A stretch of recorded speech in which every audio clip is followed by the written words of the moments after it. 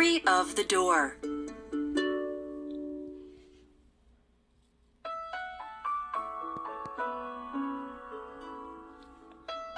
The lawyer, Mr. G.J. Utterson, was a tall, thin man.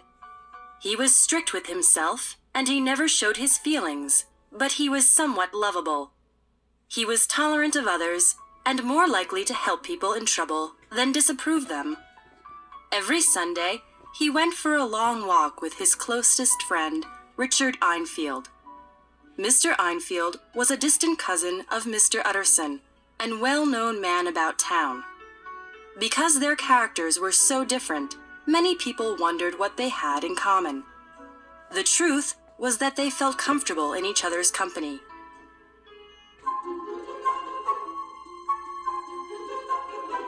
On one of their Sunday walks, the two men walked down a small street in a busy part of London. The buildings were clean and freshly painted. 2 doors down from one corner, on the opposite side of the street, was the entry to a courtyard.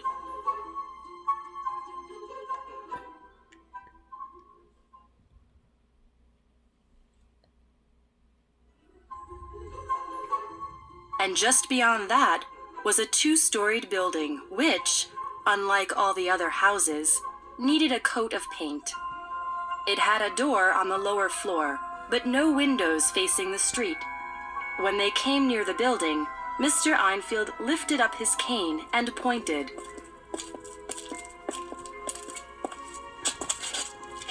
"That door reminds me of an unusual story," he said. "Indeed," said Mr. Utterson. "And what was that?" "I was walking home about 3 o'clock one morning," said Mr. Einfield, "when I noticed a little man hurrying along the street.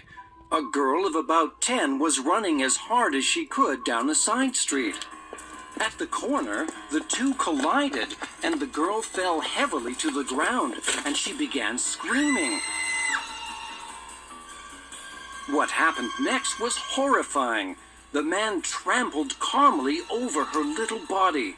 I ran after him and seized him, but although he appeared perfectly calm, he stared at me with an ugly, sinister expression.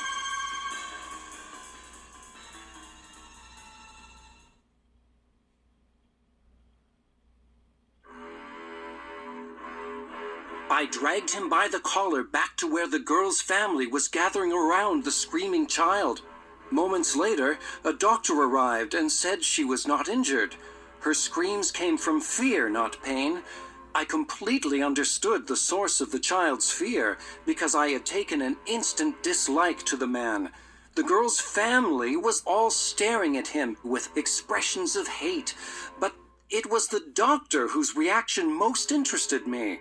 He didn't appear to be the emotional type, but, like the rest of us, he looked at my prisoner as though he wanted to kill him. "You can't walk away," the doctor said to him. "If you do, we'll create a scandal that will ruin you." "Naturally, I want to avoid that," said the man. "If you forget about this, I'll give the child some money. Name your price." We asked for £100, and, surprisingly, he didn't argue. He went to that door, took out a key, and disappeared inside. A few minutes later, he came back with £10 in gold and a check for £90. The check was signed with the name of a well-known man. When I said I didn't believe the signature was his, he offered to stay with us until morning and cash the check himself. So the doctor, the child's father, and I took the man to my rooms, where we spent the night. Early the next day, we accompanied him to the bank, where I expected to be informed that the check was a forgery. To my surprise, it was genuine. "Wow," said Mr. Utterson. "that's a shocking story." "Yes, it is," said Mr. Einfield. "And he's a horrible, disgusting man. But the person who signed the check is a good man and well known for his charity work." "Do you know whether the person who signed the check lives there?" "No, but it's highly unlikely that a respectable person would live in that run-down place, isn't it?" said Mr. Einfield. And you never asked him about the place with the door, said Mr. Utterson. No, I didn't. Said Mr. Einfield. But I've studied it, and it seems scarcely a house. There's no other entrance, and nobody uses that door except occasionally the man. There are 3 windows looking onto the courtyard from the 2nd floor. There are none on the lower floor. The windows are always closed. There's usually smoke from the chimney, so I think somebody lives there.